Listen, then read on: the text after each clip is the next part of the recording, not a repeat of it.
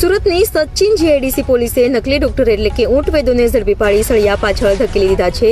સુરતમાં જાણે નકલી ડોક્ટરોની ભરમાર હોય તેવું લાગી રહ્યું છે। ત્યારે સુરતની સચિન જીઆઈડીસી પોલીસે બાતમીના આધારે લોકોના આરોગ્ય સાથે ચેડા કરનાર 4 આરોપીઓ જેમાં સચિન પાલીગામ ખાતે રહેતા રાકેશ શ્યામનારાયણ પટેલ, રેસ્તાન ખાતે રહેતા કમલેશ ધર્મરાજ પટેલ, સચિન સ્લમબોર્ડ ખાતે રહેતા વિરેન્દ્ર કુમાર રામપ્યારી ગુપ્તા, સચિન જીઆઈડીસી ગભીણી રોડ પર રહેતા ભાનુપ્રતાપ દીનાનાથ યાદવ અને સચિન ગભીણી રોડ પર રહેતા રાજદેવ મહાદેવ દુબેને ઝડપી પાડી તેઓ પાસેથી દવાઓ, ઇન્જેક્શન, સિરપ સહિતની મત્તા કબજે કરી તમામ વિરુદ્ધ કાયદેસરની કાર્યવાહી હાથ ધરી હતી।